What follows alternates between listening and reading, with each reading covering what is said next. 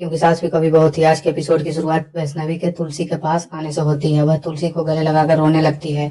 तुलसी वैष्णवी से पूछती है कि क्या हुआ, तो वैष्णवी उसे तलाक के कागज दिखाती है। वैष्णवी कहती है कि उसे शक था कि तुलसी और वीरानी का कोई रिश्ता है, लेकिन उसे यह नहीं पता था कि मिहिर तुलसी के पति हैं।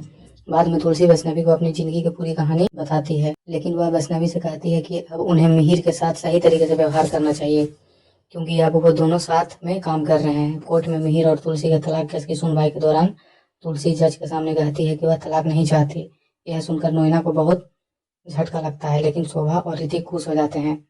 तुलसी जज से कहती है कि उनकी शादी के 40 साल हो चुके हैं, इसलिए उसे तलाक के बारे में सोचने के लिए कुछ समय चाहिए। कोर्ट तुलसी और मिहिर को 6 महीने का समय देता है और उन्हें काउंसलिंग लेने के लिए भी कहता है। 6 महीने बाद इस मामले का फैसला लिया जाएगा। शांति निकेतन में मिहिर नोएना के सामने ऐसा दिखाता है कि जैसे वह बहुत परेशान है क्योंकि तलाक मंजूर नहीं हुआ, लेकिन नोएना कहती है कि उन्होंने 6 साल इंतजार किया है, तो 6 महीने और भी इंतजार कर सकते हैं। बाद में फ्लैशबैक में दिखाया जाता है कि कोर्ट की सुनवाई से पहले मिहिर तुलसी से चौल में मिला था और उसने तुलसी से तलाक से इनकार की विनती की थी। मिहिर तुलसी को समझाता है कि अगर उनका तलाक हो गया तो यह मीडिया में खबर बन जाएगा, बाबूजी को भी पता चल जाएगा और इसका असर सलोनी और देव की शादी पर पड़ेगा, और यहाँ तक कि उनके बिजनेस और परिवार पर भी।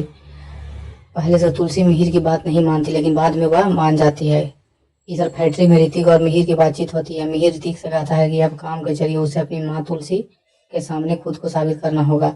इस पर ऋतिक कहता है कि सिर्फ माँ ही नहीं, वह अपने पिता मिहिर को भी गर्व महसूस कराना चाहता है। मिहिर ऋतिक से कहता है कि वह फैक्ट्री के मजदूरों का ध्यान रखे और हमेशा उनसे पूछता रहे कि वो ठीक है या नहीं, क्योंकि वो भी परिवार जैसे हैं। तभी बातचीत के दौरान रणविजय फैक्ट्री में आ जाता है और उसे देखकर ऋतिक चिढ़ जाता है, लेकिन मिहिर कहता है कि वो उसे फैक्ट्री में आने से रोक नहीं सकते क्योंकि कंपनी में उसके भी शेयर हैं। वैष्णवी फैक्ट्री में अकेले काम कर रही होती है क्योंकि बाकी सब लोग लंच के लिए चले जाते हैं।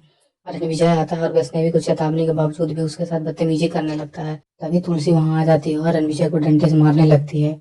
वैष्णवी के साथ बदतमीजी करने पर तुलसी को बहुत गुस्सा आता है। रणविजय कहता है कि वह पुलिस बुलाएगा, तो तुलसी उसे चुनौती देती है और कहती है कि पुलिस बुलाओ और यह भी बताना कि तुम वैष्णवी के साथ बदतमीजी कर रहे थे, इसलिए मैं तुम्हें मार रही हूँ।